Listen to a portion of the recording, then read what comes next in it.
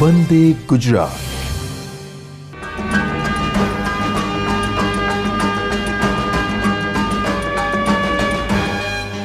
નમસ્કાર વિદ્યાર્થી મિત્રો. હવે આપણે એકમ 14 જૈવિક અણુઓ, તો એનો આપણો આજે આ ત્રીજો લેક્ચર એટલે કે ત્રીજો ભાગ છે. ગયા લેક્ચરમાં એટલે કે બીજા લેક્ચરમાં આપણે ખાસ મોનોસેકેરાઇડ ગ્લુકોઝ અને ફ્રુક્ટોઝ એના સરળ શૃંખલા બંધારણ કઈ રીતે દોરવા, પછી એમના ચક્રીય બંધારણો જેમાં ફિશર સૂત્ર અને હાવર્ડ સૂત્રો કઈ રીતે દોરવા એની સમજૂતી જોઈ. ત્યાર પછી ડાયસેકેરાઇડમાં સુક્રોઝનું આપણે હાવર્ડ સૂત્ર કઈ રીતે દોરવું એ સમજ્યા. હવે બાકીના જે બે ડાયસેકેરાઇડ છે એ માલ્ટોઝ અને લેક્ટોઝ છે, તો એના બંધારણ આપણે કઈ રીતે દોરીશું એ ટેલીટોપ ઉપર સમજીએ. તો સૌ પ્રથમ વિદ્યાર્થી મિત્રો આપણે આગળ સમજાયું કે માલ્ટોઝ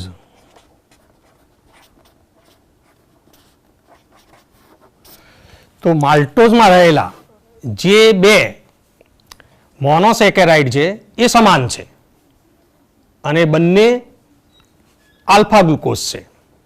તો આલ્ફા ગ્લુકોઝનું જે હાવર્ડ સૂત્ર હતું એ આપણે અહીંયા આગળ દર્શાવીએ.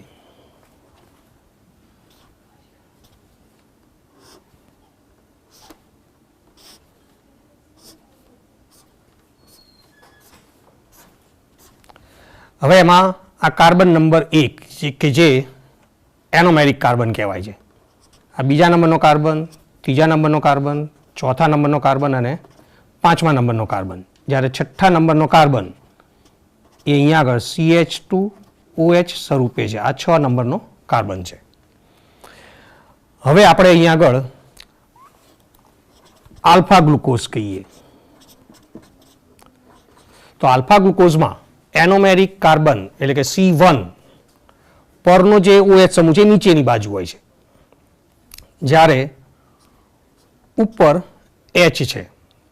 બાકીના 2, 3 અને 4 પર જે OHના વિન્યાસ છે એ આપણે આમના એમ જ છે, જેમ કે 2 નંબર પરનો OH નીચે તો H ઉપર, 3 નંબર પરનો OH ઉપરની બાજુ તો H નીચે, 4 નંબર ઉપર OH નીચે તો H ઉપર છે, 1 નંબર ઉપર OH નીચે હશે.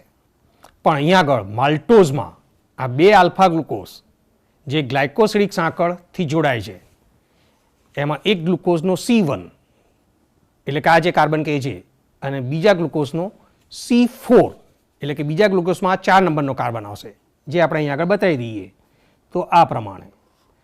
તો આ બીજો આલ્ફા ગ્લુકોઝ કે જેનું આપણે હાવર્ડ સૂત્ર પહેલાં અહીંયા આગળ દોરી કાઢીએ.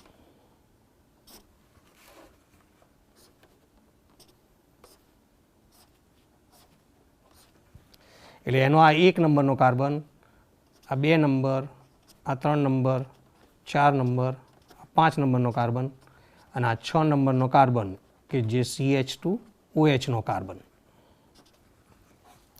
એટલે અહીંયા 1 નંબર ઉપર આ પણ આલ્ફા ગ્લુકોઝ છે, એટલે આલ્ફા ડી પ્લસ ગ્લુકોઝ એટલે કે આનો પણ OH નીચેની બાજુ છે અને બાકીના વિન્યાસ એમના એમ જ, એટલે કે અહીંયા 2 નંબર ઉપર OH નીચે, H ઉપર, 3 નંબર ઉપરનો OH ઉપર, જ્યારે H નીચે અને 4 નંબર ઉપરનો OH નીચે છે.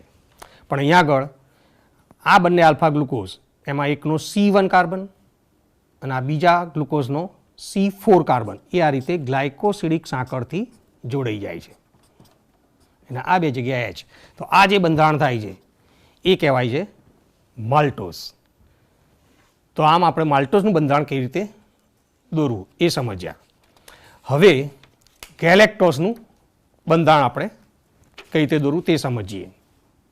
આ પહેલાં ગેલેક્ટોઝનું બંધારણ જોઈ લઈએ.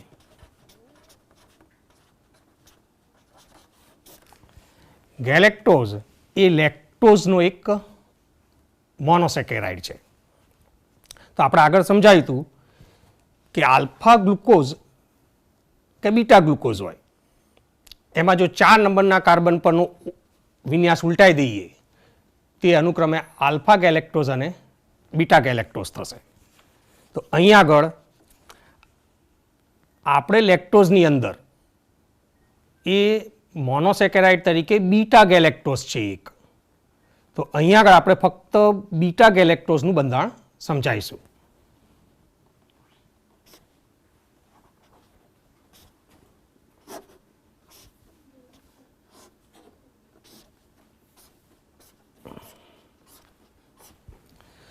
તો બીટા ગ્લુકોઝ પર ફક્ત આ 4 નંબરનો કાર્બન એના પરનો વિન્યાસ એટલે કે આ 1 નંબરનો કાર્બન, 2 નંબરનો કાર્બન, 3 નંબર, 4 નંબર અને આ 5 નંબર.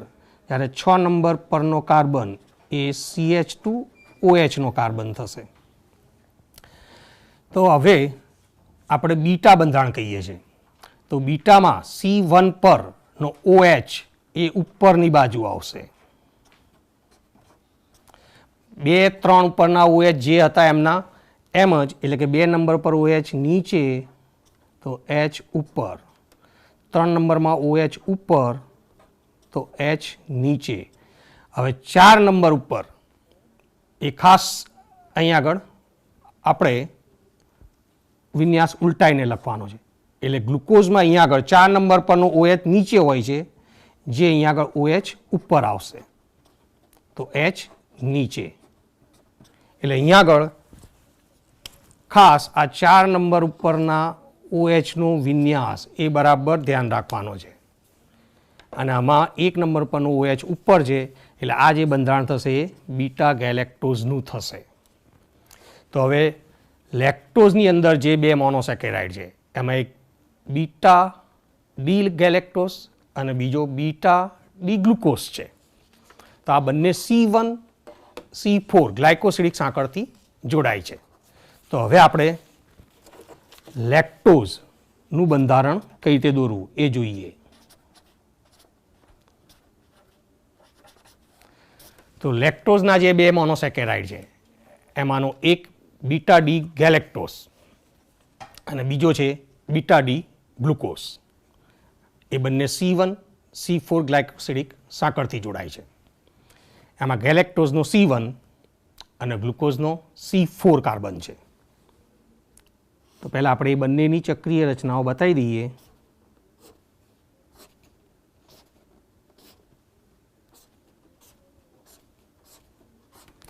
એટલે આ જે થશે બીટા ડી ગેલેક્ટોઝ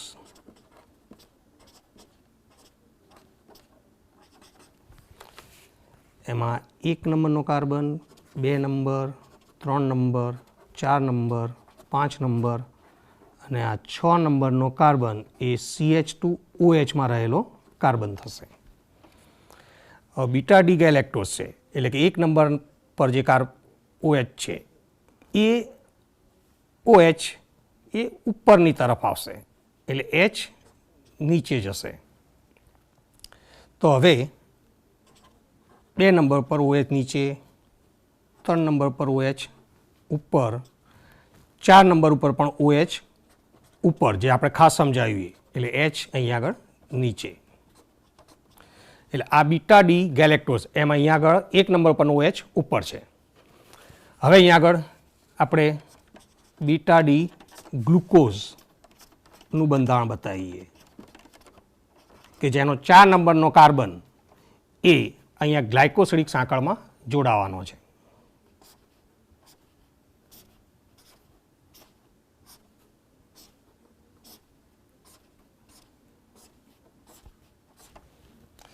એટલે 1 number, 2 number, 3 number, 4 number, 5 number અને 6 નંબરનો કાર્બન એટલે CH2OH રહેલો કાર્બન.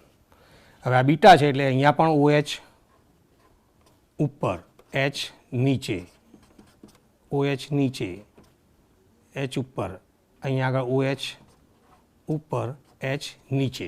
4 નંબર ઉપરનો OH એ અહીંયા આગળ નીચે હશે કેમ કે આ ગ્લુકોઝ છે અને ઉપર H. પણ એટલે આ ગેલેક્ટોઝનો 1 નંબરનો કાર્બન જ્યારે ગ્લુકોઝનો 4 નંબરનો કાર્બન એ આ ગ્લાયકોસિડિક સાંકળથી જોડાઈ જશે. એટલે આ પ્રમાણે આ જે બંધારણ બનશે એ બંધારણ બનશે લેક્ટોઝનું. એટલે આમ આ ડાયસેકેરાઇડ લેક્ટોઝનું બંધારણ કઈ રીતે દોરવું? એટલે એમાં બીટા ડી ગેલેક્ટોઝનો C1 કાર્બન અને બીટા ડી ગ્લુકોઝ એનો C4 કાર્બન એ આ રીતે ગ્લાયકોસિડિક સાંકળમાં જોડાય છે. બીટા ગેલેક્ટોઝનો C1 કાર્બન કે જે એનોમેરિક છે એ ગ્લાયકોસિડિક સાંકળ સાથે સંકળાયેલો છે, પણ બીટા ડી ગ્લુકોઝનો C4 કાર્બન કે જે એનોમેરિક નથી એ ગ્લાયકોસિડિક સાંકળ સાથે સંકળાયેલો છે, પણ એનો જે C1 એનોમેરિક કાર્બન છે આ C1 એ મુક્ત આલ્ડિહાઇડ સમૂહ ઉત્પન્ન કરી શકે છે, એટલે કે એ રિડક્શન કરતા તરીકે વર્તી શકે છે. માટે લેક્ટોઝ એ રિડ્યુસિંગ શર્કરા કહેવાય છે. તો આમ વિદ્યાર્થી મિત્રો આપણે પરીક્ષામાં જો આવા મોનોસેકેરાઇડ અને ડાયસેકેરાઇડના બંધારણ દોરવાના પૂછાય તો એ આપણે થોડીક આવી પ્રેક્ટિસ કરીને દોરી શકીએ છીએ. તો હવે વિદ્યાર્થી મિત્રો આપણે પોલીસેકેરાઇડની સામાન્ય સમજૂતી જોઈએ. તો હવે આપણે પીપીટી ઉપર જોઈશું. હવે આપણે પોલીસેકેરાઇડ એની સમજૂતી આ એકવાર ખાલી બતાવી દઈએ કે જો આ માલ્ટોઝમાં 2 આલ્ફા ગ્લુકોઝ C1 C4 ગ્લાયકોસિડિક સાંકળથી જોડાયેલા છે અને લેક્ટોઝમાં એક બીટા ડી ગેલેક્ટોઝ અને બીજો બીટા ડી ગ્લુકોઝ એ આ C1 C4 ગ્લાયકોસિડિક સાંકળથી જોડાયેલા છે, જે આપણે અહીં આગળ દોરીને સમજાવી દીધું. હા, હવે આપણે પોલીસેકેરાઇડ. તો પોલીસેકેરાઇડ સંયોજનો તો એ વનસ્પતિની અંદર ખાસ બનતા હોય છે અને આ બધા ખાસ એક ખોરાક સંગ્રાહક તરીકે પણ કહેવાતા હોય છે. તેમાં આપણે સૌથી પહેલાં લઈએ અગત્યના પોલીસેકેરાઇડમાં સ્ટાર્ચ. સ્ટાર્ચ એ ધાન્યમાંથી મળી આવે છે, પછી લીલા શાકભાજીમાંથી પણ, પછી કંદમૂળ મૂળ વગેરેમાંથી સ્ટાર્ચ આપણે મેળવી શકીએ. તો સ્ટાર્ચ એ આવા આલ્ફા ડી ગ્લુકોઝનો પોલિમર કહેવાય છે. એટલે કે સ્ટાર્ચનું જળ વિભાજન કરીએ તો અસંખ્ય આલ્ફા ડી ગ્લુકોઝ સંયોજનો આપણને મળતા હોય છે. એટલે સ્ટાર્ચ એ આલ્ફા ડી ગ્લુકોઝનો પોલિમર છે એવું કહેવાય. હા, હવે સ્ટાર્ચના બંધારણની વાત કરીએ તો સ્ટાર્ચમાં રહેલા મુખ્ય 2 ઘટકો, એક એમાઇલોસ છે અને બીજો છે એમાઇલોપેક્ટિન. સ્ટાર્ચમાં એમાઇલોસ 15-20% હોય છે, જ્યારે એમાઇલોપેક્ટિન 80-85% હોય છે. એમાઇલોઝમાં જે આલ્ફા ડી ગ્લુકોઝ છે એ ડી ગ્લુકોઝ બધા C1 C4 સાંકળથી જોડાયેલા છે, એટલે કે એક ગ્લુકોઝનો C1 કાર્બન બીજા ગ્લુકોઝનો C4 કાર્બન એ ગ્લાયકોસિડિક સાંકળથી જોડાયેલા છે. અને એમાઇલોઝની અંદર આવા લગભગ 200-1000 જેટલા આલ્ફા ગ્લુકોઝના એકમો રહેલા છે અને આમાં બધા જ ગ્લુકોઝ એકમો એ C1 C4 સાંકળથી જોડાય છે. એટલે આ એક શાખા વિહીન શૃંખલા રચાય છે, જે આપણે અહીંયા બતાવી શકીએ કે એમાઇલોઝના બંધારણમાં આ દરેક ગ્લુકોઝ આ રીતે એક ગ્લુકોઝનો C1 તેની જોડેના ગ્લુકોઝનો C4, પછી એ જ ગ્લુકોઝનો C1 તેની જોડેના ગ્લુકોઝનો C4 એ આવી ગ્લાયકોસિડિક સાંકળથી જોડી શાખા વિહીન આવી શૃંખલા બનાવે છે. અને એમાઇલોઝ એ પાણીમાં દ્રાવ્ય હોય છે, જ્યારે સ્ટાર્ચનો જે વધુ પ્રમાણમાં ભાગ 80-85% એ એમાઇલોપેક્ટિનનો છે. એની અંદર આલ્ફા ગ્લુકોઝના એકમો એમાઇલોઝની જેમ જ આ C1 C4 સાંકળથી તો જોડાયેલા જ હોય છે, પણ એમાં બીજી આવી જે શાખા હોય છે એ C1 C6 ગ્લાયકોસિડિક સાંકળથી જોડીને આવી શાખીય રચના બનાવે છે, જે આપણે અહીંયા આગળ બતાવી શકીએ. અહીંયા આગળ આલ્ફા ગ્લુકોઝ આ C1C4 ગ્લાયકોસિડિક સાંકળથી આમ શાખા વિહીન શૃંખલા બનાવે એવી આ બીજી શૃંખલા કહીએ. આ પણ શાખા વિહીન, પણ આવી એક શૃંખલા એ બીજી શૃંખલા સાથે જોડાય તો એક શૃંખલામાં આલ્ફા ગ્લુકોઝનો C1 અને બીજી શૃંખલામાં આલ્ફા ગ્લુકોઝનો C6, એની વચ્ચે આ ગ્લાયકોસિડિક સાંકળ રચાય છે અને એના કારણે આ શાખા રચાય છે. એટલે આમ એમાઇલોપેક્ટિનનું જે બંધારણ છે એ આ રીતે શાખીય હોય છે. એટલે આમ યાદ રાખો, સ્ટાર્ચની અંદર રહેલા મુખ્ય બે ઘટકો એમાઇલોઝ જે પાણીમાં દ્રાવ્ય છે, જ્યારે એમાઇલોપેક્ટિન એ પાણીમાં અદ્રાવ્ય છે જેનું પ્રમાણ વધુ છે, 80 થી 85% છે. એમાઇલોઝ એ શાખાવિહીન શૃંખલા છે, એટલે એમાં ગ્લુકોઝ એકમો ક્રમમાં C1C4 સાંકળથી જોડાયેલા છે અને આવી એક શૃંખલામાં લગભગ 200 થી 1000 આલ્ફા ગ્લુકોઝના એકમો છે. જ્યારે એમાઇલોપેક્ટિન શાખા ધરાવતી રચના છે, એટલે આમાં C1C4 થી જે સરળ શૃંખલા બની હોય આવી શૃંખલાઓ એકબીજા સાથે C1C6 સાંકળથી જોડાઈ ગયેલી હોય છે, જે આપણે આ બંધારણમાં સમજાવીએ છીએ. એમાઇલોઝ અને આ એમાઇલોપેક્ટિનનું બંધારણ છે, એટલે આ પાણીમાં અદ્રાવ્ય છે.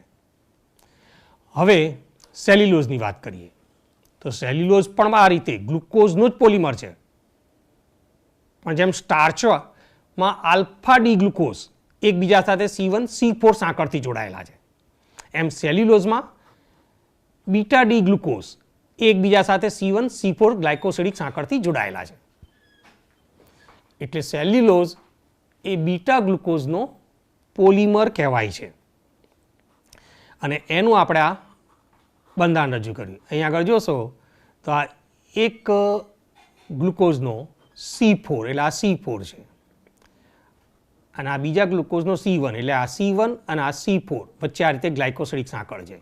એ રીતે અહીંયા પણ આ C1 અને C4 વચ્ચે ગ્લાયકોસિડિક સાંકળ છે. બાકીના બધા વિન્યાસ એમના એમ જ હોય છે. એટલે આ બંધારણ સેલ્યુલોઝનું કહેવાય છે અને બીટા ગ્લુકોઝનો પોલિમર છે. હવે આવો બીજો એક પોલિસેકેરાઇડ ગ્લાયકોઝન. તો ગ્લાયકોઝન તો એનું બંધારણ એમાઇલોપેક્ટિનને સમાન જ હોય છે, પણ એમાઇલોપેક્ટિન કરતાં વધુ શાખિત હોય છે. એટલે પ્રાણીજ સ્ટાર્ચ તરીકે પણ ઓળખાય છે અને એમાઇલોઝ એ પ્રાણીઓમાં મગજ, યકૃત અને સ્નાયુઓમાં રહેલું હોય છે. હવે જ્યારે શરીરમાં ગ્લુકોઝની જરૂર પડે છે ત્યારે અહીંયા આગળ ઉત્સેચકો એ ગ્લાયકોઝનને તોડીને એનું રૂપાંતર ગ્લુકોઝમાં કરતા હોય છે. એટલે જ્યારે પણ શરીરમાં આપણને ઉર્જાની જરૂર પડે તો ઉર્જા આપણને ગ્લુકોઝમાંથી મળતી હોય છે, પણ જો ગ્લુકોઝ ઓછો પડતો હોય તો શરીરમાં રહેલા ગ્લાયકોઝનને ઉત્સેચકો તોડે અને એનું રૂપાંતર ગ્લુકોઝમાં કરે છે અને ગ્લુકોઝને કારણે આપણને પછી ઉર્જા મળી રહેતી હોય છે. તો હવે આમ આપણે આ પોલિસેકેરાઇડ જોયા, સ્ટાર્ચ, સેલ્યુલોઝ અને ગ્લાયકોઝન. તો હવે આ એક નાનો ટોપિક કે કાર્બોહાઈડ્રેટ સંયોજનોનું મહત્ત્વ. તો મોટાભાગે આપણે આ જાણીએ જ છે, તો ખાસ રજૂ કરીએ તો કાર્બોહાઈડ્રેટ એ ખોરાકનો મુખ્ય ભાગ છે. આપણે ખોરાકમાં, આહારમાં કહીએ તો આપણો મુખ્ય ઘટક એ કાર્બોહાઈડ્રેટ સંયોજનો છે, કેમ કે વનસ્પતિ, ધાન્ય દરેકમાં રહેલા છે. પછી પહેલાં વૈદ્યો દ્વારા શક્તિના સ્ત્રોત તરીકે લાંબા સમય સુધી મધનો ઉપયોગ કરતા હોય છે અને મધમાં પણ કાર્બોહાઈડ્રેટ રહેલો છે. ઉર્જાના સંગ્રાહક તરીકે વનસ્પતિમાં કાર્બોહાઈડ્રેટ સ્ટાર્ચ અને પ્રાણીઓમાં એ ગ્લાયકોજન વપરાય છે. એટલે વનસ્પતિમાં ઉર્જાના સંગ્રાહક તરીકે કાર્બોહાઈડ્રેટ સ્ટાર્ચ, જ્યારે પ્રાણીઓમાં કહીએ તો ગ્લાયકોઝન હોય છે. પછી બેક્ટેરિયા અને વનસ્પતિની કોષ દિવાલ એ મુખ્યત્વે સેલ્યુલોઝની જ બનેલી હોય છે. આપણે ઘરમાં જે ફર્નિચર બનાવવા કે ઘર જ્યારે બંધાતું હોય ત્યારે લાકડાની જરૂર પડે છે. એટલે આમ લાકડાનો ખાસ ઉપયોગ ઘરમાં ફર્નિચરની બનાવટમાં થતો હોય છે. તો આ લાકડું તો એ એક સેલ્યુલોઝ, કારણ કે વનસ્પતિ કહેવાય આમ તો, એટલે એમાં સેલ્યુલોઝ આવેલો છે. એટલે આમ આ પણ એક કાર્બોહાઈડ્રેટનો ઉપયોગ ગણાશે કે સેલ્યુલોઝ ફર્નિચર બનાવવા માટે વપરાય છે. આ જ રીતે કાપડ કહીએ, સુતરાઉ રેસા, તો સુતરાઉ રેસા તો એ પણ સેલ્યુલોઝના બનેલા હોય છે. એટલે આમ આ રીતે સેલ્યુલોઝ કપડાં બનાવવા માટે કાર્બોહાઈડ્રેટનો ઉપયોગ કરીએ છીએ. પછી અનેક ઉદ્યોગો, દાખલા તરીકે કાગળ છે, વાર્નિશ છે, કાપડ છે, આ બધામાં કાચો માલ એ કાર્બોહાઈડ્રેટ સંયોજનો પૂરો પાડે છે. તો વિદ્યાર્થી મિત્રો, આ આપણે એક કાર્બોહાઈડ્રેટ જે અગત્યનો જૈવિક અણુ કહેવાય છે એની આખી સમજૂતી જોઈ. હવે એક બીજો જૈવિક અણુ અગત્યનો જે પ્રોટીન છે, જે આપણા શરીરમાં ખૂબ જ અગત્યનો ઘટક ગણાય છે, પ્રોટીન સંયોજનો. તો એ ખૂબ જ જૈવિક અગત્યતા ધરાવતું સંયોજન કહેવાય છે. એનો મુખ્ય સ્ત્રોત કહીએ તો એ દૂધ, ચીઝ, કઠોળ, મગફળી છે, પછી માછલી, માંસ વગેરેમાંથી આપણને પ્રોટીન મળી રહેતું હોય છે. પ્રોટીન તે શરીરની વૃદ્ધિ અને નિભાવ માટે ખૂબ જ જરૂરી છે. હવે બધા જ પ્રોટીન એ આલ્ફા એમિનો એસિડના પોલિમર કહેવાય છે. એટલે એમિનો એસિડ એ પ્રોટીનનો બંધારણીય એકમ ગણાય છે. જો પ્રોટીનનું જળ વિભાજન કરવામાં આવે તો એમાં અસંખ્ય જુદા જુદા આલ્ફા એમિનો એસિડ મળતા હોય છે. એટલે પ્રોટીનની સમજૂતી આપણે આપીએ તો સૌ પ્રથમ આપણે આલ્ફા એમિનો એસિડ વિશે સમજવું પડે. તો હવે એમિનો એસિડ જે કહીએ તો પહેલાં એમિનો એસિડ એટલે એવું સંયોજન કે જેમાં એમિનો સમૂહ કે જે બેઝિક સમૂહ છે NH2 અને એસિડ સમૂહ એટલે કાર્બોક્સિલ સમૂહ COOH જે એસિડિક સમૂહ છે, આ બંને સમૂહ ધરાવે છે. એટલે એનું નામ પડ્યું એમિનો એસિડ. પ્રોટીનના જળ વિભાજનથી માત્ર આલ્ફા એમિનો એસિડ સંયોજનો જ મળે છે અને તે આ COOH અને NH2 જે સમૂહ મુખ્ય કહીએ છીએ એના સિવાય અન્ય ક્રિયાશીલ સમૂહો પણ ધરાવી શકે છે. તો હવે આલ્ફા એમિનો એસિડ, તો અહીંયા આગળ આલ્ફા કાર્બનની સમજૂતી કાર્બનિક સંયોજનોના જે આપણે પ્રકરણો સમજ્યા એમાં બરાબર આ સમજેલા હોઈએ કે આ જે મુખ્ય ક્રિયાશીલ સમૂહ COOH એ જે પણ કાર્બન સાથે જોડાયો હોય એ કાર્બનને આલ્ફા કાર્બન કહેવાય છે.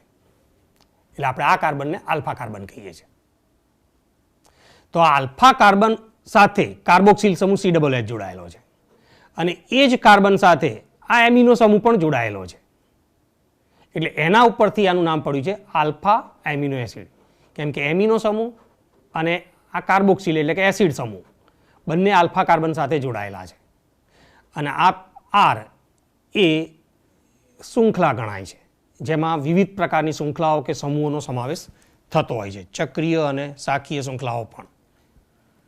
તો આલ્ફા એમિનો એસિડનું આ બંધારણ કે એને આલ્ફા એમિનો એસિડ કઈ રીતે કહેવામાં આવે છે. હવે એમિનો એસિડના નામની વાત કરીએ તો બધા એમિનો એસિડના જે નામ છે એ એના રૂઢિગત નામ કહેવાય છે. રૂઢિગત નામ તો આ નામ એ કાં તો તેમના ગુણધર્મ ઉપરથી આપેલું હોય છે અથવા તો તેમનો સ્ત્રોત કે જેમાંથી એ સૌ પ્રથમ મેળવાયા હોય એના ઉપરથી આપેલું હોય છે. એટલે આમ રૂઢિગત નામ એ તેમના ગુણધર્મ અથવા સ્ત્રોત પ્રદર્શિત કરે છે. એટલે રૂઢિગત નામ ઉપરથી અહીંયા આગળ ક્યારેય આપણે આ આલ્ફા એમિનો એસિડનું રાસાયણિક બંધારણ કેવું હશે એ સમજી શકતા નથી. એટલે આ નામ બરાબર આપણે યાદ રાખવા પડે છે. હવે આપણે રૂઢિગત નામ કે જે એના ગુણધર્મ અથવા તો સ્ત્રોતને પ્રદર્શિત કરે છે એનું ઉદાહરણ જોઈએ. દાખલા તરીકે ગ્લાયસિન, આ એમિનો એસિડ સૌથી સાદામાં સાદો એમિનો એસિડ છે. તેનું નામ ગ્લાયસિન કઈ રીતે આપવામાં આવ્યું? તો આ એમિનો એસિડ એ સ્વાદમાં ગળ્યો હોય છે, એટલે કે મીઠો સ્વાદ ધરાવે છે. અને મીઠા સ્વાદ માટે ગ્રીકમાં જે શબ્દ છે એ છે ગ્લાયકોસ. એટલે ગ્લાયકોસનો અર્થ થાય છે સ્વાદે મીઠું. આ એક ગ્રીક શબ્દ છે. એટલે આમ આ એમિનો એસિડ એ સ્વાદે ગળ્યો હોવાથી આ ગ્રીક શબ્દ ઉપરથી એનું નામ પડ્યું ગ્લાયસિન. એટલે આમ ગ્લાયસિન નામ એના આ ગળ્યા સ્વાદના ગુણધર્મ ઉપરથી આપેલું નામ કહેવાય છે. આ જ રીતે જો સ્ત્રોત ઉપરથી આપેલું નામ કહીએ તો દાખલા તરીકે ટાયરોસિન છે. તો ટાયરોસિન એ સૌ પ્રથમ ચીઝમાંથી મેળવાયો હતો. અને ગ્રીકમાં ચીઝને ટાયરોઝ કહે છે. એટલે આમ ગ્રીકમાં કહીએ તો ટાયરોઝ એનો અર્થ થાય છે ચીઝ. એટલે કે એમાંથી સૌ પ્રથમ આ એમિનો એસિડ મેળવાયો હોવાથી એનું નામ પડ્યું છે ટાયરોસિન. એટલે આમ ટાયરોસિન નામ એ એના સ્ત્રોત ઉપરથી આપેલું નામ કહેવાય છે. એ રીતે ગણવામાં આવે છે. હવે એમિનો એસિડની ખાસ વિન્યાસ સંબંધિત બંધારણની વાત કરીએ તો ગ્લાયસિન સિવાય બધા જ આલ્ફા એમિનો એસિડ એક અસમ કાર્બન ધરાવે છે. એટલે ગ્લાયસિન સિવાયના બધા જ આલ્ફા એમિનો એસિડ એ પ્રકાશ ક્રિયાશીલ હોય છે. કેમ કે અસમ કાર્બન ધરાવે અને જે પણ કાર્બનિક સંયોજન અસમ કાર્બન ધરાવતું હોય એ ધ્રુવીભૂત પ્રકાશના સમતલનું કોણાવર્તન કરવાની ક્ષમતા ધરાવે છે, જેને આપણે પ્રકાશ ક્રિયાશીલતા કહીએ છીએ. એટલે ગ્લાયસિન એવો એમિનો એસિડ છે કે જેમાં અસમ કાર્બન નથી, પણ એ સિવાયના બધા જ એમિનો એસિડ એ ઓછામાં ઓછો એક અસમ કાર્બન ધરાવતા હોવાથી એ પ્રકાશ ક્રિયાશીલ છે. એટલે અહીંયા આલ્ફા એમિનો એસિડ આ રીતે પ્રકાશ ક્રિયાશીલ હોવાથી એના આલ્ફા કાર્બન પરનો વિન્યાસ અગત્યનો થાય છે. અને આવા જ્યારે પ્રકાશ ક્રિયાશીલ સંયોજનો હોય તો એના બંધારણને દર્શાવવા માટેની એક રીત છે કે એનો ડી અને એલ વિન્યાસ, એટલે કે ડી અને એલ સ્વરૂપ જે કેપિટલ લેટરમાં લખેલું છે. તો આ બંને સ્વરૂપે આલ્ફા એમિનો એસિડ અસ્તિત્વ ધરાવી શકે છે. તો ડી અને એલ બંધારણો અથવા વિન્યાસ કહીએ આપણે ગ્લુકોઝ વખતે સમજાયેલા કે અંતિમ કિરાલ કાર્બન, એટલે કે અહીંયા આલ્ફા કાર્બન કે જે કિરાલ કાર્બન અથવા અસમ કાર્બન છે એના પરનો વિન્યાસ જેમ ગ્લુકોઝમાં OHના વિન્યાસ ઉપરથી આ ડી સ્વરૂપ છે કે એલ સ્વરૂપ છે એવું કહેતા હતા, એમ આલ્ફા એમિનો એસિડમાં NH2ના વિન્યાસ ઉપરથી એ ડી આલ્ફા એમિનો એસિડ છે કે એલ આલ્ફા એમિનો એસિડ છે એ નક્કી કરાય છે. જો અહીંયા આગળ આલ્ફા એમિનો એસિડનું આ ફિશર સૂત્ર દોરવામાં આવે એટલે કે ઉપર અને નીચેનો સમૂહ એ આ સમતલની પાછળની બાજુ જાય છે, આપણાથી દૂર તરફ, જ્યારે આજુબાજુના સમૂહ એ સમતલથી આગળની તરફ એટલે આપણી તરફ આવે છે. એ રીતે જોવાનું હોય છે. અને જ્યારે હવે આપણે આને ડી કે એલ સ્વરૂપે રજૂ કરવા હોય તો ફિશર સૂત્રને એવી રીતે દોરવાનું કે મુખ્ય કાર્બન શૃંખલા આ રીતે સીધી શિરોલંબ, એનો ઉપર અને નીચેનો જે છેડો હોય તો એમાં જે ઉપરનો છેડો શીર્ષ કહીએ તો ત્યાં એવો કાર્બન હોવો જોઈએ કે જેનો ઓક્સિડેશન આંક સૌથી વધારે, એટલે કે આ ઓક્સિડાઇઝ્ડ કાર્બન કહેવાય છે. એટલે એનો ઓક્સિડેશન આંક સૌથી વધારે હોવો જોઈએ એ રીતે દોરવાનું. અને પછી અસમ કાર્બન ઉપર NH2 જમણી બાજુ છે કે ડાબી બાજુ એ જોવાનું છે. તો આપણે એ સ્વરૂપે આ દર્શાવ્યું ફિશર સૂત્ર. તો અહીંયા NH2 એ જમણી બાજુ છે તો આને ડી આલ્ફા એમિનો એસિડ કહેવામાં આવે છે. અને જો આ જ NH2 એ આ અસમ કાર્બનની ડાબી બાજુ હોય તો એને capital L alpha amino acid કહેવાય છે. અહીંયા કેપિટલ ડી અને કેપિટલ એલ એ વિશિષ્ટ પરિભ્રમણની સંજ્ઞા દર્શાવતા નથી, પણ સ્મોલ ડી અને સ્મોલ એલ કે જે વિશિષ્ટ પરિભ્રમણ ડાબી બાજુ છે કે જમણી બાજુ એની સાથે સંકળાયેલું છે, એની સાથે આ ડી અને કેપિટલ એલને કોઈ સંબંધ હોતો નથી. એટલે આમ બધા જ આલ્ફા એમિનો એસિડ ગ્લાયસિન સિવાય એ પ્રકાશ ક્રિયાશીલ હોવાથી એને આપણે આ ડી સ્વરૂપે અથવા એલ સ્વરૂપે રજૂ કરી શકીએ છીએ. ગ્લાયસિનમાં માત્ર આ જે આપણે આર કહ્યું છે ત્યાં એચ હોય છે, એટલે આ બંને સરખા થઈ જવાથી ગ્લાયસિનમાં આ કાર્બન અસમ રહેતો નથી, એટલે ગ્લાયસિન એ પ્રકાશ ક્રિયાશીલ નથી હોતું. હા, તો આલ્ફા એમિનો એસિડનું આપણે કેપિટલ ડી અને કેપિટલ એન વિન્યાસ સમજ્યા પછી હવે આગળ વાત કરીએ તો મોટા ભાગના કુદરતી આલ્ફા એમિનો એસિડ એ એલ વિન્યાસ ધરાવતા હોય છે, એટલે કે આપણે આજે બંધારણ બતાવ્યું એ રીતના હોય છે, એલ વિન્યાસ ધરાવતા હોય. એટલે આમ પ્રોટીનનું જળ વિભાજન કરો તો મળતા બધા આલ્ફા એમિનો એસિડ એ બધા મોટા ભાગે એલ વિન્યાસ ધરાવે છે, ડી વિન્યાસ હોતા નથી. તો એમિનો એસિડના બંધારણને સમજ્યા પછી હવે એમિનો એસિડ સંયોજનોનું વર્ગીકરણ સમજીએ તો એના એસિડિક બેઝિક સ્વભાવ ઉપરથી એને 3 પ્રકારમાં વર્ગીકૃત કરેલા છે: તટસ્થ amino acid, basic amino acid અને એસિડિક એમિનો એસિડ. તો પહેલાં જોઈએ તટસ્થ એમિનો એસિડ સંયોજનો. હવે એમિનો એસિડમાં મુખ્ય સમૂહ જે NH2 અને COOH છે, જો આ બંનેની સંખ્યા સમાન હોય તો આવો એમિનો એસિડ તટસ્થ હશે. તો આવા બધા જ એમિનો એસિડને તટસ્થ એમિનો એસિડ કહેવાય છે. એટલે જે એમિનો એસિડમાં બેઝિક એમિનો સમૂહ અને એસિડિક COOH સમૂહની સંખ્યા સમાન હોય એ બધા તટસ્થ એમિનો એસિડ કહેવાય છે. દાખલા તરીકે ગ્લાયસિન તટસ્થ છે, લ્યુસિન પણ તટસ્થ કહેવાય છે, એલેનાઇન પણ તટસ્થ છે. એટલે તટસ્થ એમિનો એસિડની સંખ્યા ઘણી બધી વધારે છે. હવે બેઝિક એમિનો એસિડ એટલે સમજી શકાય કે આમાં બેઝિક સમૂહની સંખ્યા વધારે હોવી જોઈએ. એટલે NH2 સમૂહ કયો છે? બેઝિક સમૂહ છે. COOH સમૂહ એસિડિક સમૂહ છે. તો જે એમિનો એસિડમાં બેઝિક NH2 સમૂહની સંખ્યા એ કાર્બોક્સિલ સમૂહની સંખ્યા કરતાં વધારે હોય તો આવા બધા એમિનો એસિડ બેઝિક ગુણધર્મ ધરાવતા હોવાથી એ બેઝિક એમિનો એસિડ સંયોજનો કહેવાય છે. દાખલા તરીકે આર્જિનિન, હિસ્ટિડિન અને લાઇસિન આ એક બેઝિક એમિનો એસિડ છે. આ યાદ રાખો, આર્જિનિન, હિસ્ટિડિન અને ગ્લાયસિન તો આ બેઝિક એમિનો એસિડ છે. તો હવે આ જ રીતે આપણે સહેલાઈથી સમજી શકીએ કે એસિડિક એમિનો એસિડ સંયોજનો.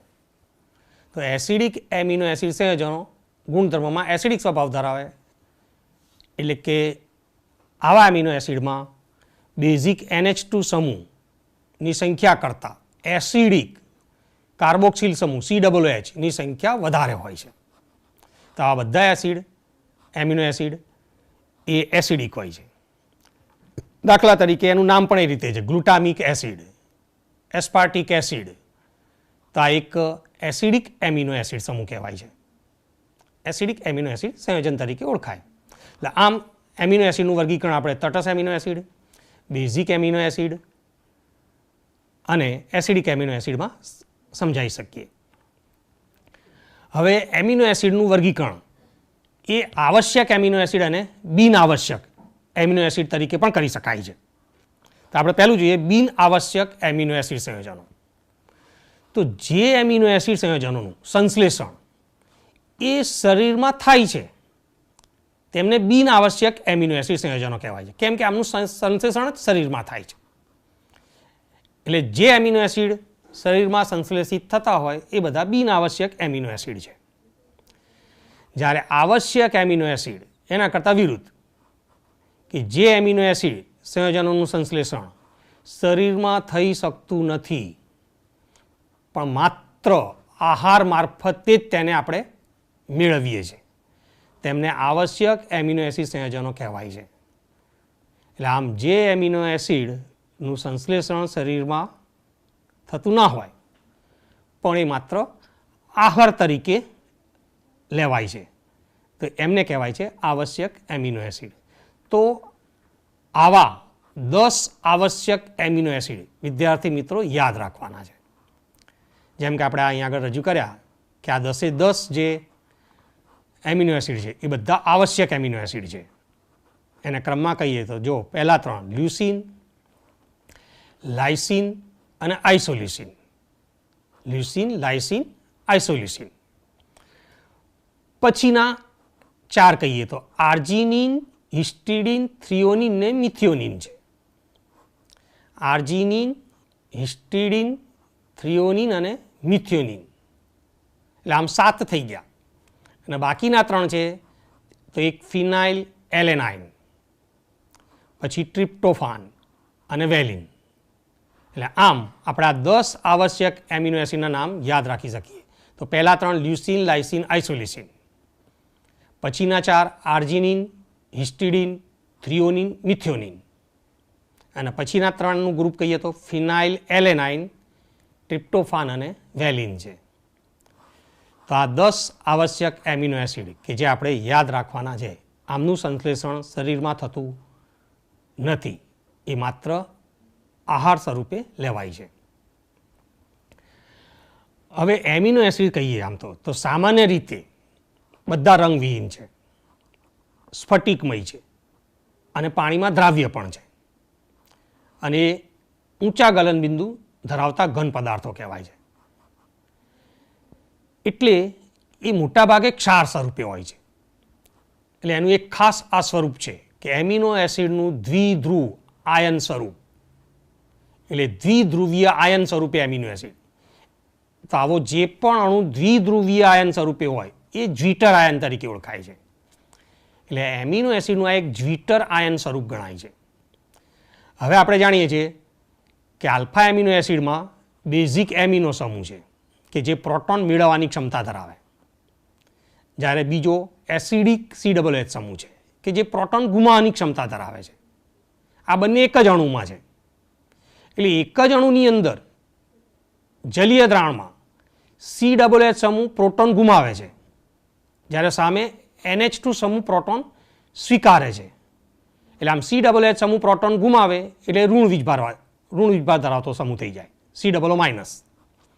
જ્યારે NH2 સમૂહ એ પ્રોટોન મેળવી લે છે એટલે NH3+ ફેરવાઈ જશે, ધન વીજભાર ધરાવશે. એટલે પરિણામે આવો દ્વિધ્રુવીય આયન બનશે. જો આ આલ્ફા એમિનો એસિડ, આ બેઝિક NH2 સમૂહ જેમાં નાઇટ્રોજન ઉપર આવું એક અબંધકારક ઇલેક્ટ્રોન યુગ્મ છે, અને આ એસિડિક COOH સમૂહ તો એ આ પ્રોટોન ગુમાવે અને આ NH2 સમૂહ પ્રોટોન મેળવે. એટલે આ રીતે આવો દ્વિધ્રુવીય આયન બની જાય કે જે ધન વીજભાર અને ઋણ વીજભાર બંને ધરાવે. એટલે બંને વીજભાર સમાન છે, એટલે આમ ઘણા વિદ્યુતીય રીતે તટસ્થ, પણ એ ધન વીજભાર અને ઋણ વીજભાર બંને ધરાવે છે. એટલે એનું એક ક્ષાર સ્વરૂપ કહેવાય છે જલીય દ્રાવણમાં. એટલે આ ક્ષાર તરીકે વર્તે છે. એટલે આને આપણે જ્વિટર આયન તરીકે ઓળખીએ છીએ.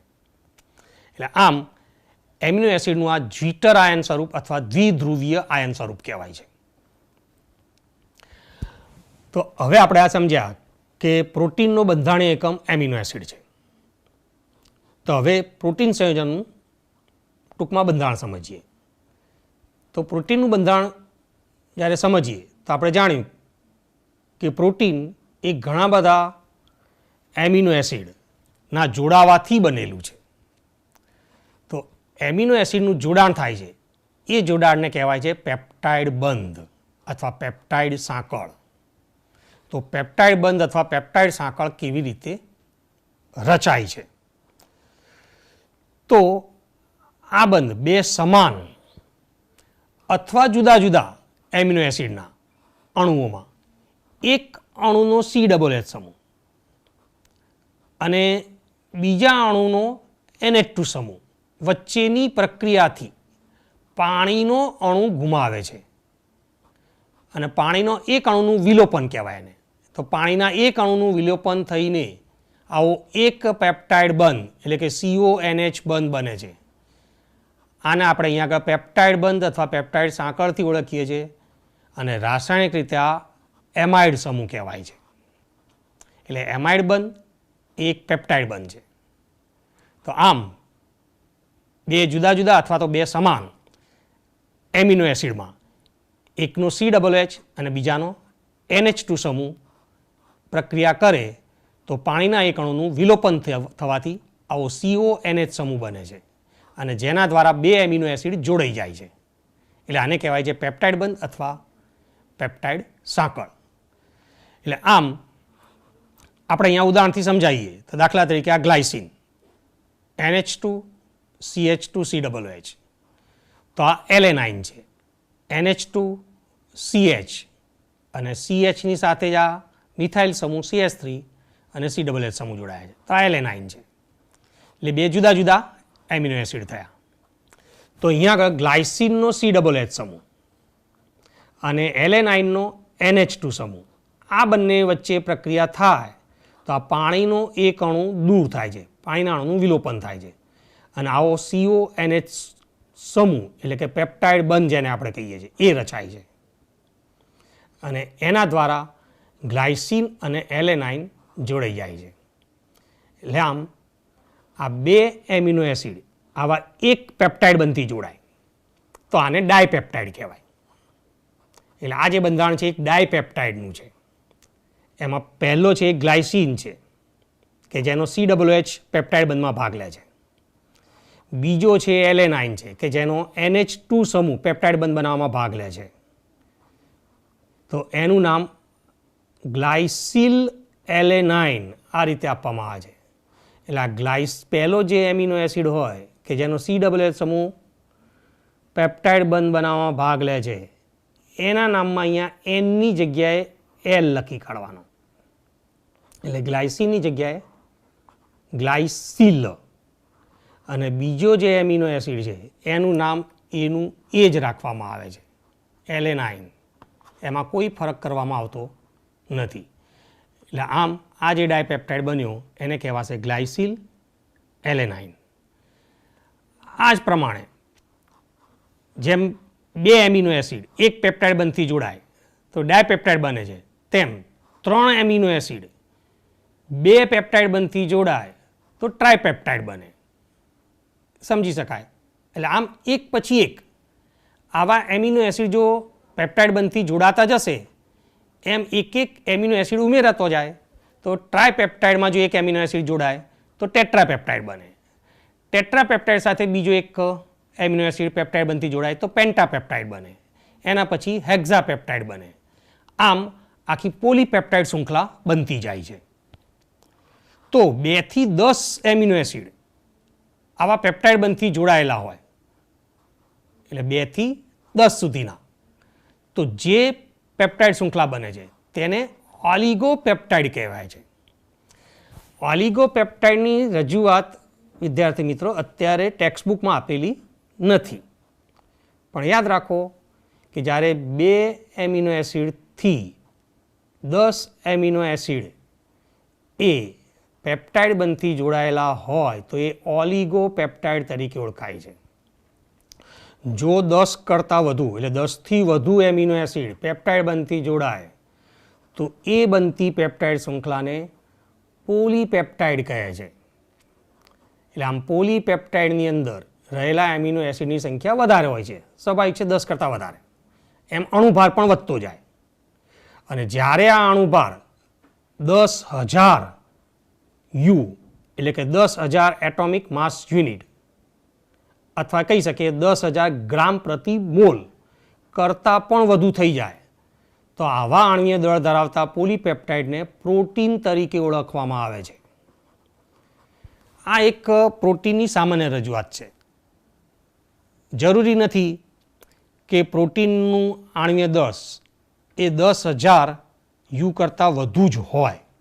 કેટલાક પ્રોટીન એવા પણ છે કે જેમાં એમિનો એસિડની સંખ્યા ઘણી ઓછી છે. દાખલા તરીકે ઇન્સ્યુલિન છે.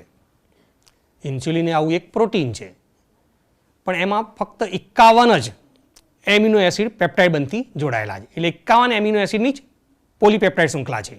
એટલે સ્વાભાવિક છે એનો આણ્વીય દળ 10,000 યુ કરતાં તો ઓછું જ હશે, પણ એનો સમાવેશ પ્રોટીનમાં કરવામાં આવે છે.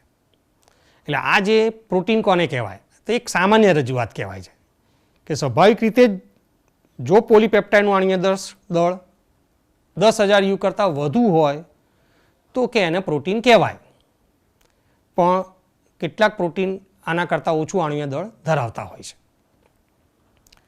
હા, હવે આપણે પ્રોટીનના બંધારણમાં તો પહેલાં પ્રોટીનના પ્રકાર જોઈએ. તો પહેલું આણ્વીય આકારના આધારે પ્રોટીન સંયોજનોના પ્રકાર કહીએ તો એમાં એનું વર્ગીકરણ બે પ્રકારે કરેલું છે. એક રેસામય પ્રોટીન સંયોજનો અને બીજું ગોલીય પ્રોટીન સંયોજનો છે. રેસામય પ્રોટીન સંયોજનો એટલે સમજમાં આવે છે કે અહીંયા પ્રોટીનના રેસા છે. એટલે જ્યારે પોલીપેપ્ટાઇડ શૃંખલાઓ એકબીજાને સમાંતર ગોઠવાયેલી હોય અને એકબીજા સાથે હાઇડ્રોજન બંધ અને ડાયસલ્ફાઇડ જેવા બંધથી જોડાયેલું હોય ત્યારે એ પ્રોટીનનું બંધારણ રેસામય રચાય છે. તો આવા પ્રોટીનને રેસામય પ્રોટીન કહે છે કે એમાં પોલીપેપ્ટાઇડ શૃંખલાઓ એક તો એકબીજાને સમાંતર હોય અને એકબીજા સાથે જોડાયેલી હોય છે અને એ જોડાણમાં હાઇડ્રોજન બંધ હોય છે અને ડાયસલ્ફાઇડ બંધ રહેલો હોય છે. એટલે એના કારણે આ જે બંધારણ રચાય છે આવું રેસામય બંધારણ રચાય છે. એટલે આવા પ્રોટીનને કહેવાય છે રેસામય પ્રોટીન. રેસામય પ્રોટીન તેનો ગુણધર્મ કહીએ તો એ પાણીમાં અદ્રાવ્ય હોય છે. ખાસ દાખલા તરીકે કેરેટીન કે જે વાળ, ઊન અને રેશમમાં રહેલું પ્રોટીન છે અને આપણા સ્નાયુઓમાં રહેલું પ્રોટીન કહીએ તો એ માયોસિન છે. તો માયોસિન અને કેરેટીન આ બે એ રેસામય પ્રોટીનના ઉદાહરણો ગણાય છે. પછી આણ્વીય આકારને આધારે બીજું વર્ગીકરણનો પ્રકાર કહીએ તો એ ગોલીય પ્રોટીન સંયોજનો છે. એટલે અહીંયા આપણે કહીએ કે જ્યારે પોલીપેપ્ટાઇડ શૃંખલા વળીને ગોળાકાર સ્વરૂપમાં ફેરવાય છે ત્યારે એનું બંધારણ ગોલીય આકારે રચાતું હોય છે. તો આવા પ્રોટીનને ગોલીય પ્રોટીન કહેવાય. એટલે અહીંયા પોલીપેપ્ટાઇડ શૃંખલાઓ વળેલી હોય અને એના કારણે ગોળાકાર સ્વરૂપમાં ફેરવાયેલી હોય છે એટલે એને કહેવાય છે ગોલીય પ્રોટીન. એટલે ગોળાકાર આકાર રચાઈ જાય છે. ગોલીય પ્રોટીન જોઈએ તો એ પાણીમાં દ્રાવ્ય છે. એટલે અહીંયા ખાસ યાદ રાખો રેસામય પ્રોટીન છે એ પાણીમાં અદ્રાવ્ય છે. એટલે કે કેરેટીન અને આ માયોસિન એ પાણીમાં અદ્રાવ્ય છે જ્યારે ગોલીય પ્રોટીન પાણીમાં દ્રાવ્ય છે. એટલે એના ઉદાહરણમાં આલ્બ્યુમિન અને ઇન્સ્યુલિન છે. હમણાં આપણે ઇન્સ્યુલિનનું ઉદાહરણ આપ્યું હતું કે આની અંદર લગભગ 51 જ એમિનો એસિડ રહેલા છે અને એ પ્રોટીન કહેવાય છે. એટલે ઓબ્જેક્ટિવમાં પણ આ પ્રશ્ન પૂછી શકે કે આપેલમાંથી કયું પ્રોટીન પાણીમાં દ્રાવ્ય છે અને કયું પાણીમાં અદ્રાવ્ય છે. તો રેસામય પ્રોટીન જે હતા કેરેટીન અને માયોસિન એ પાણીમાં અદ્રાવ્ય હતા જ્યારે ગોલીય પ્રોટીન આલ્બ્યુમિન અને ઇન્સ્યુલિન એ પાણીમાં દ્રાવ્ય છે. હવે પ્રોટીનના બંધારણ અને આકારનો અભ્યાસ જુદા જુદા સ્તર સ્વરૂપે આપણે અહીં આગળ રજૂ કરવાનો છે. એટલે પ્રોટીનના બંધારણ આ રીતે 4 રીતે રજૂ કરવામાં આવે છે. પ્રાથમિક બંધારણ, દ્વિતીયક બંધારણ, તૃતીયક બંધારણ અને ચતુર્થક બંધારણ. તો એ હવે આના પછીના લેક્ચરમાં આપણે સમજીશું. તો વિદ્યાર્થી મિત્રો આભાર. આપણે આ લેક્ચરમાં ખાસ પ્રોટીનનું બંધારણ સમજ્યા અને કાર્બોહાઈડ્રેટમાં જે 2 ડાયસેકેરાઇડ બાકી હતા એનું બંધારણ આપણે સમજ્યા. તો હવે આના પછીના લેક્ચરમાં આપણે હવે પ્રોટીનના પ્રાથમિક, દ્વિતીયક, તૃતીયક અને ચતુર્થક બંધારણ વિશે સામાન્ય સમજૂતી જોઈશું. તો આભાર વિદ્યાર્થી મિત્રો.